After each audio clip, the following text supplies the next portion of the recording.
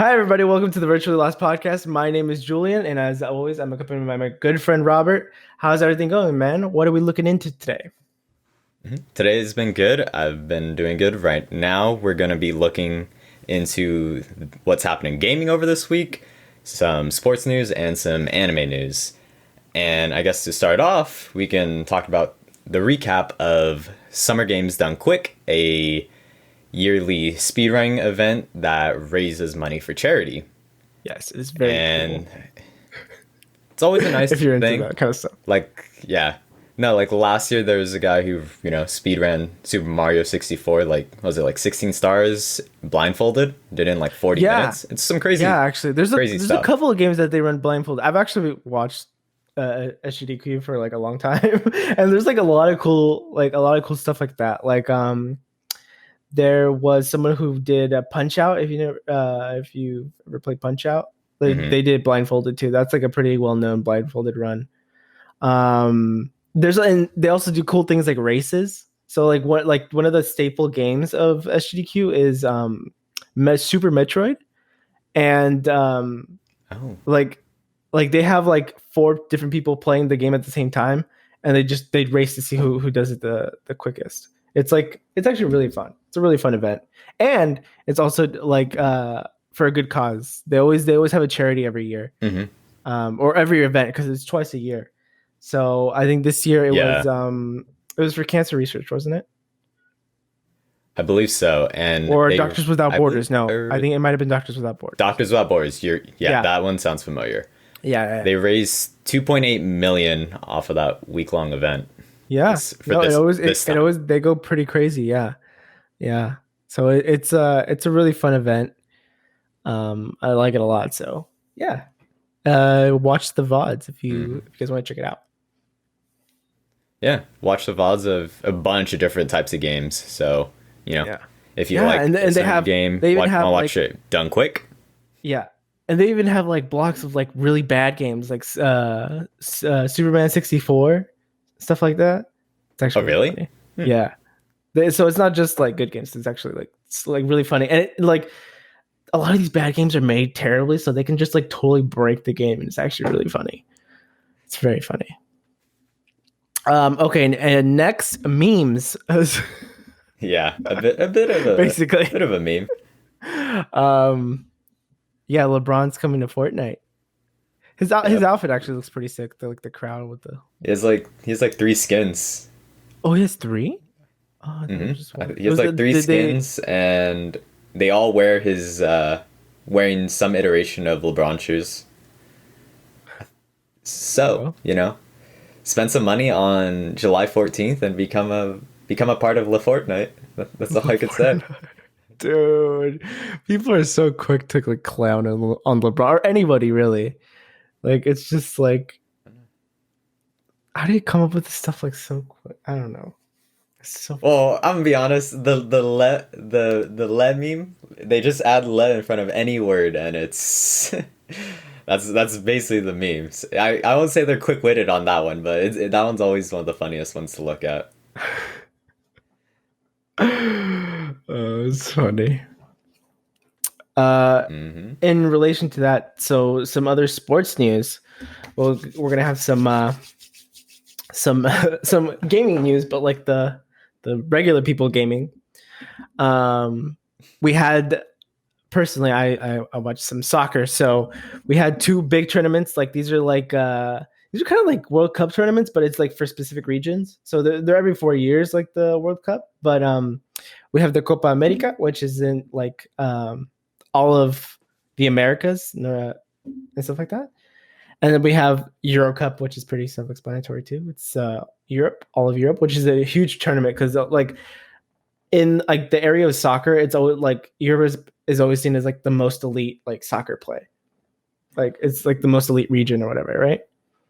Hmm. Uh so there was a lot of controversy actually around this year's Euro Cup, which was Italy against England in the final. And which was a really good game actually, by the way. It was like a really hard game. England scored in the first 2 minutes, and then Italy scored towards the end, and then they ended up going to penalty shootout, and it looked like at the beginning it looked like England had it in the bag because Italy missed a penalty first, but then they had 3 people in a row miss their penalties, so it was like tragic. It was honestly really tragic.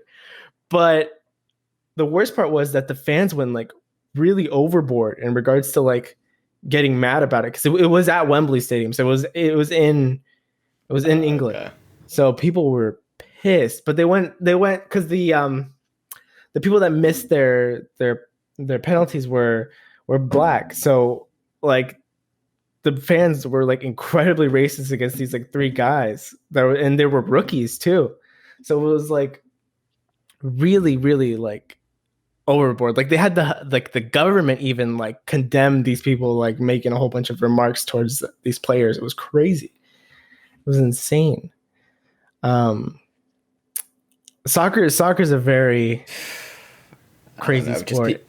People are crazy, especially I don't know, fans in general are crazy. So yeah, especially like European fans for soccer. They just go wild. I can't like even say just European fans, NBA fans. You'll see some dumb but stuff in the US. It was like they even had to like. I saw stats where like domestic violence like incidents happen like 33% more when England like loses, and 22% more when they win or something like that. So it's like it's insane how much of a like an effect this has on like people and stuff like that.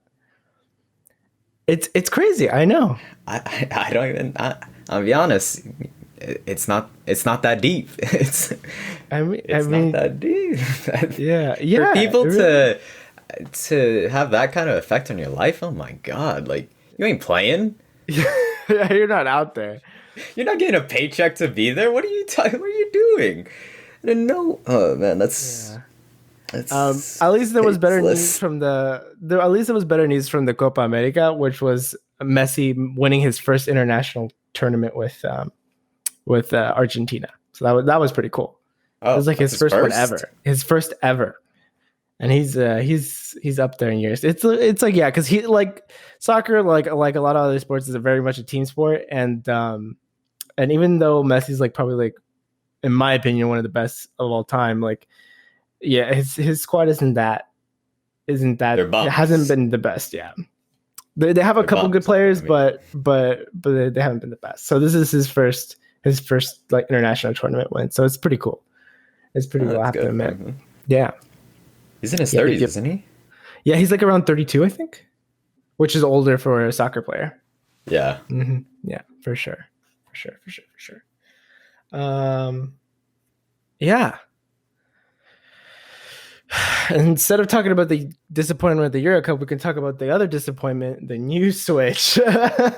The new Switch with the OLED screen and no NVIDIA chip. No NVIDIA chip. No. Possibly the same Possibly Joy-Con. Worse battery life. Yeah. Built-in Ethernet port. However, you take away a USB port to fit it. I don't know about this one. I don't see just too many upgrades. Nintendo confirming that they hate the GameCube, right? Yeah, it must be. But I don't know. I just don't see many upgrades to justify buying it. Yeah. It's probably this will just become the new entry level, like if you want to buy a Switch, just buy the OLED version because it's probably better, I guess. Mm-hmm. But I don't see this making any waves like people expected it to. I think what people expected was a Switch Plus or whatever. Like they expected some amazing things. Yeah, and they did not get what they wanted. Things. Yeah. I'll be honest, it should have just been in the E3 as a side thing. If you're gonna announce it separately from everything else. Yeah. Mm-hmm. And then the PlayStation State of Play also happened this week. I've heard that one was kind of quiet. Like there wasn't a lot of big announcements. It was quiet. Yeah. The only things that were mentioned, like worth mentioning off of, the eye tests, basically what I saw, was a Demon Slayer game, which seemed like a or they're advertising it as an anime style Dark Souls. Ooh. That actually sounds pretty sick. It sound like on paper that sounds on very paper it sounds sick. But how difficult the game is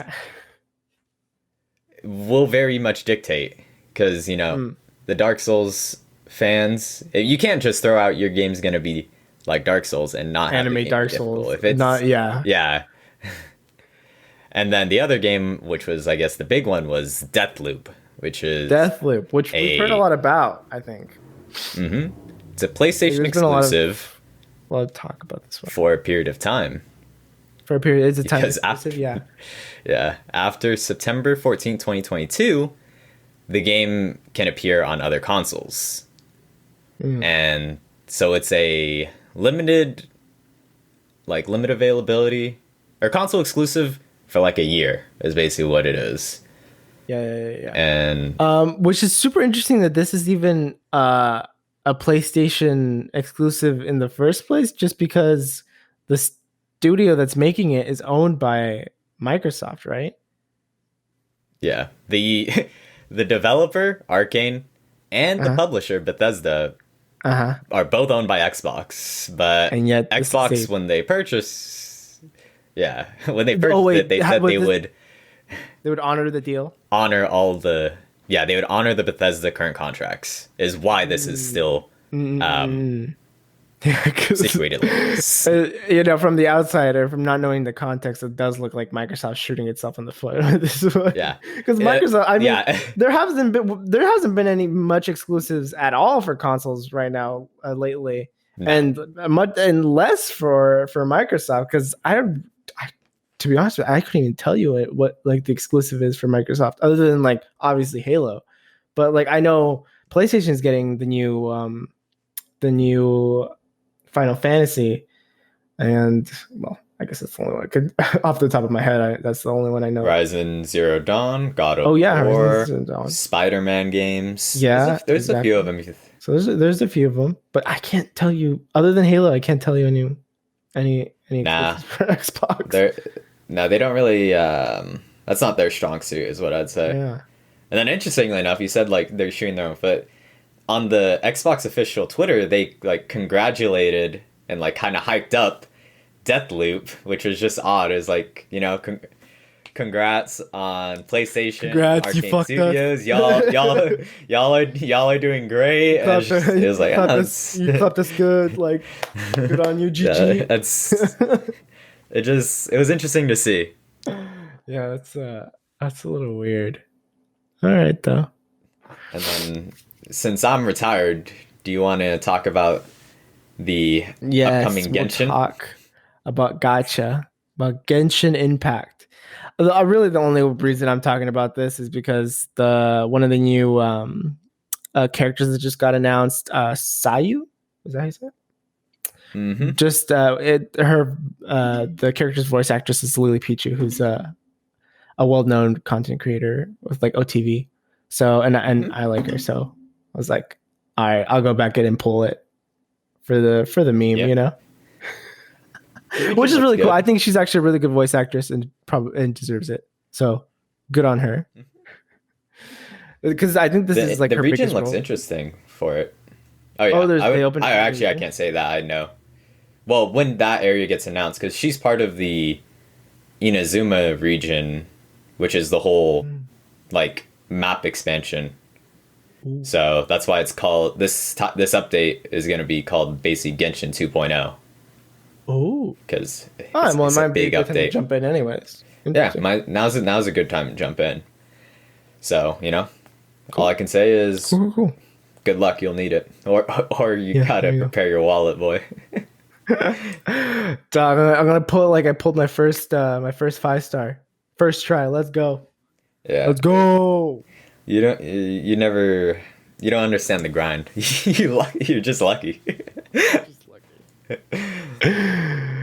Let's go. And then other things that happened this week were some collabs with between gaming companies and clothing brands. We had 3 collaborations. We have Tag Heuer collabing with Nintendo to create a Mario themed watch. I don't know too much about it. They haven't really released the design or anything. It's just the announcement. Genji Esports partnered with Crocs to launch a Minecraft building contest. Oh, okay. Which I was like, interesting. And it was interesting because like the prize pools were like, yeah. I was gonna say like prizes. Yeah, go ahead.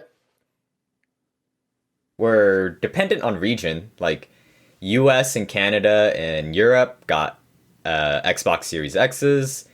Japan got a PS5, and I think another region got an LG laptop.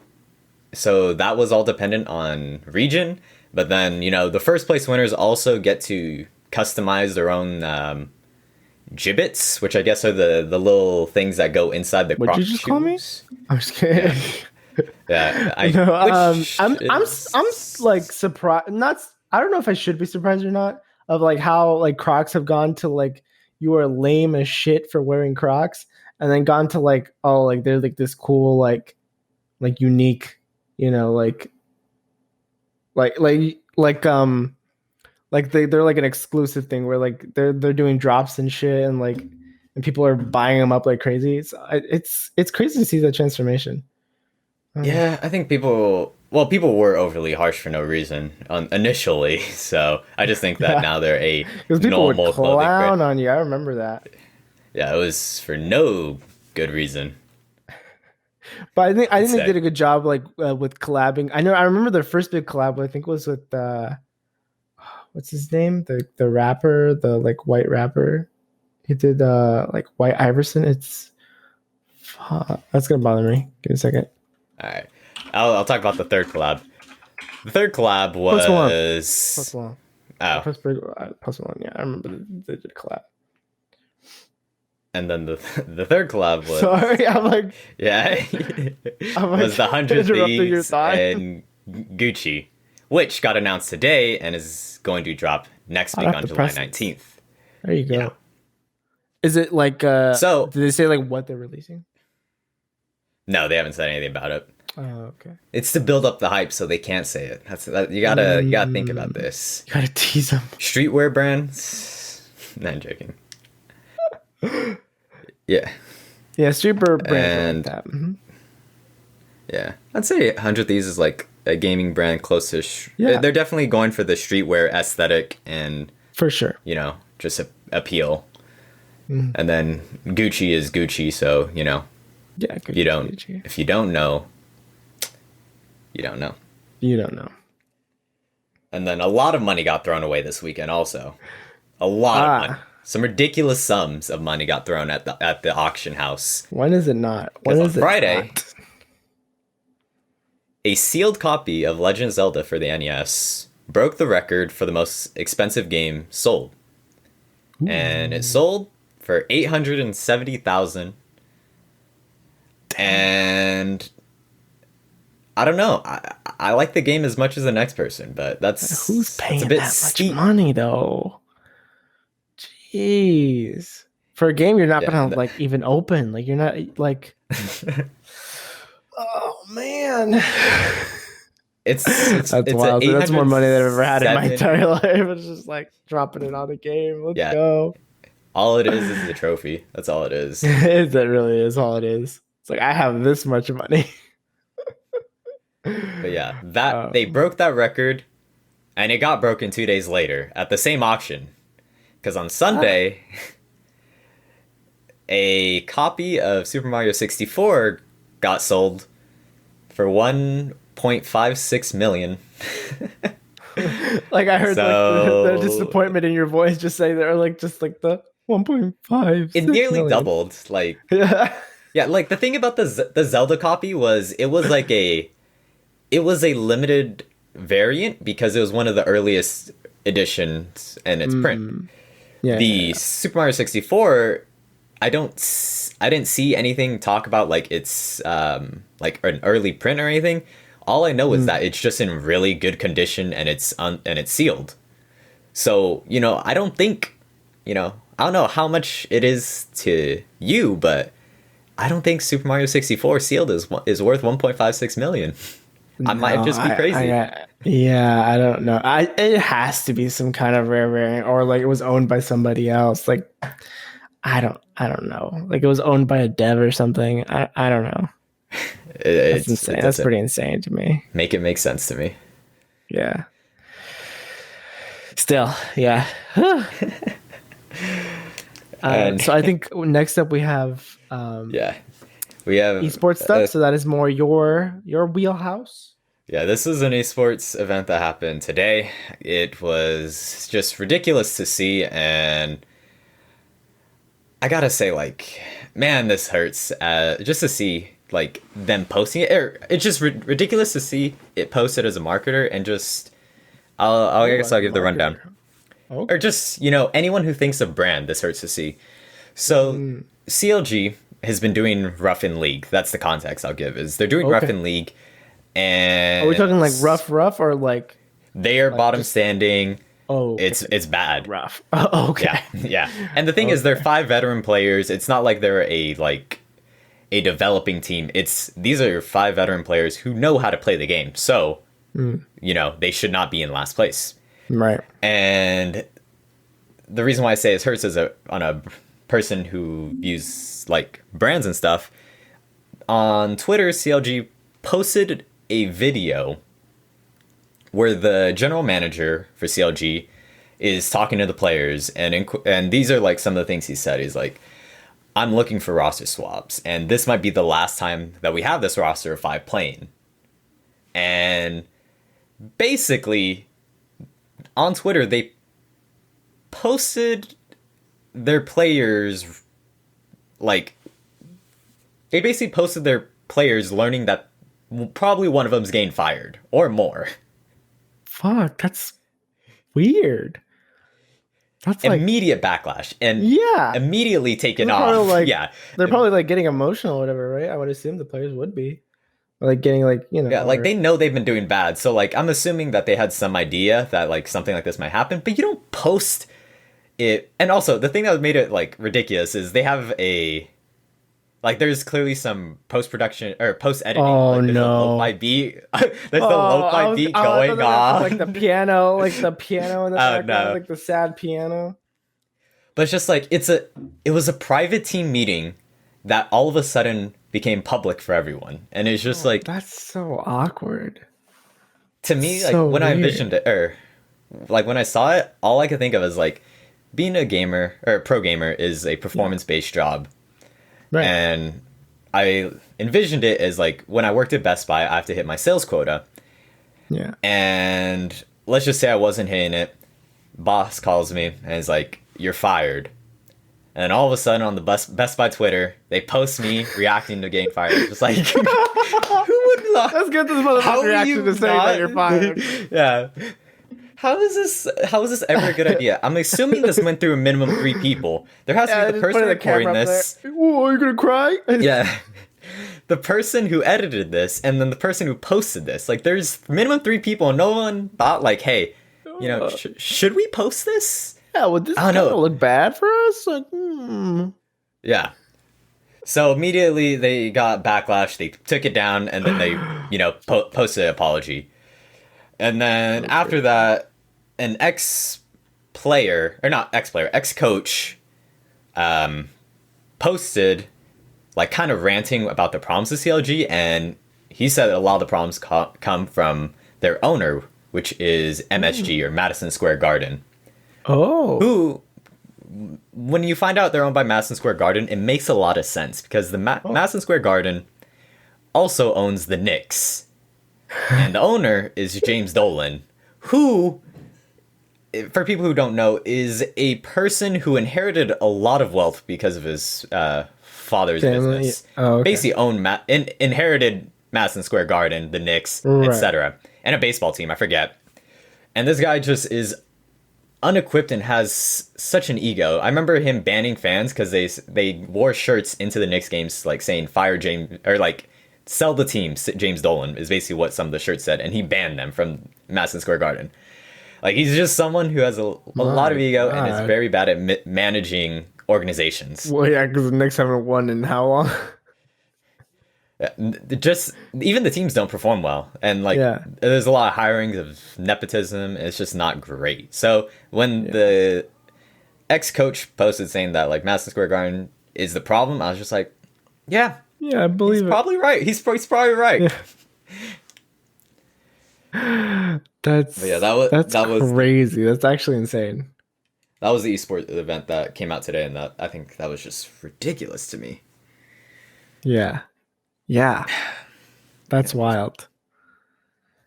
Oh, and then this is Let's go lighter. this news. is Let's go to the yeah, point. this is your alley. Yeah, Hololive announced a new V singer. So this is like there's a couple of other of these. I think I forgot the name of the Japanese VTuber. This is like I forgot her name. It's like Asaki or something. Mm-hmm. But yeah, So they have one of these in the is- Japan branch, but this is the first EN Hololive V singer or whatever with their new project that they're doing. So is she debuting July 11th? Oh wait, that would mean She starts her activity July 11th. oh yeah, yesterday. she started her Twitter, yeah. Mhm. And she's already being based as fuck because you know the all time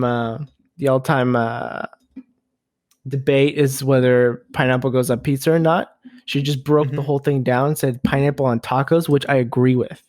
Specifically, al pastor tacos with pineapple all day. That is every day, all day, every great day. combination. Great combination. All right, it just works. And also, it just works. While If you don't believe me, talk about it, it just works.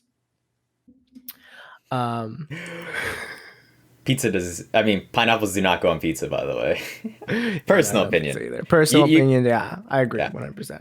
That's just personal opinion. But I respect anyone who has their taste. But I will never order pineapples on pizza. Well, let's talk about another fun story. Do you want to talk about it? This I think you know more than me. Yeah, this is another Twitter fiasco. Not Twitter, not only Twitter, but it became public-sized through Twitter. Was Animetube Kickstarter was basically a Kickstarter that they said they were gonna basically be like another Crunchyroll. From humble roots is kind of the idea. And which seems a little weird because I think there's like this like industry's already so big. I don't know how you're gonna get any anime like on your streaming service, but okay. They raised a bunch of money. Yeah, they raised a bunch of money from Kickstarter, and then it was suspended by Kickstarter because it was basically a scam. Because a bunch of things came out where they claimed to be working with Sound Cadence Studio to create English dubs. Turns out they weren't. They advertised their service with shows like Death Note, Attack on Titan, and Sword Art Online. They didn't have those rights. 3. They claimed they were in talks to acquire the rights to stream shows like Dragon Ball Z, Evangelion, and several Ghibli films. Turns out they weren't. They blocked anyone who criticized them and accused them of libel. Like all innocent people do. Yeah. And the artists that they had the comics of on their service, Merryweather Comics, was like understanding that this is a shady thing. So then they refunded their money and asked them to remove all of their comics from the service just because, yeah. And they said that they personally would refund the people who put in money to the scam because they feel bad that they basically just, kind of threw their money away without doing the due diligence to, research this scam. Right. And then, people were like, what about the anime licensing? And then someone was reading through it all. And in quotes, it's like the 100K raised by Animetube for this Kickstarter is not intended to actually make the app or get licenses. It is the cost of travel and business expenses. So, in other words, that 100K went to vacations. Yeah, and 100%. travel expenses. Yeah. Travel expenses to go to go to Fiji. Go to Fiji, get some figurines in Japan. Yeah. You know, There just you anything. go. 100K is Anything they 100K. want. Yeah, it was. So, you know, people. Don't buy into Kickstarters that you don't research thoroughly. Like, come on, people. That was a bit of I can't blame people for being hopeful and wanting to see a project go up, but yeah, you gotta get the red sign. You gotta see the signs. It's like the Yandere simulator. Oh, Or my that guy who just continued to God. farm money. Yeah, That is so sad. That game was literally like, I think I even saw a video of like the code that this dude wrote. It was literal garbage. I think, I don't know. I feel like we talked about it in like one of like the first episodes or something. might have been one of the pre-pilot episodes. or we talked about it just like you and me or something. Like Yeah. it's like literal garbage. It's just garbage code. Like this dude, Man. and in the beginning, it was like he was trying to make money off of like flipped assets. Like it was just like assets he found online, and like that's all it was. Like, and you can make some cool stuff with that, but it was just basically plug and play, like minimal coding required and stuff. Like all of it was already like done for him. So it's like that whole situation is so wild. I can go off on that situation. That it's crazy. Yeah.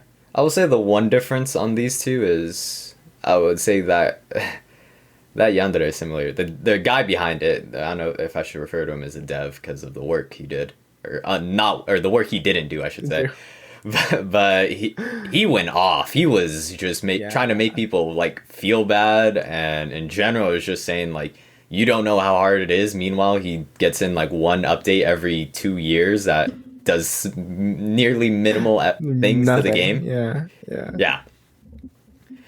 But yeah, that's these two are just some big scams. Yeah, there was like a whole era of like the internet where it was just full of like failed Kickstarter projects. So it's like I remember Mighty Number 9. There was like it was a whole bunch. Do you remember Mighty Number 9?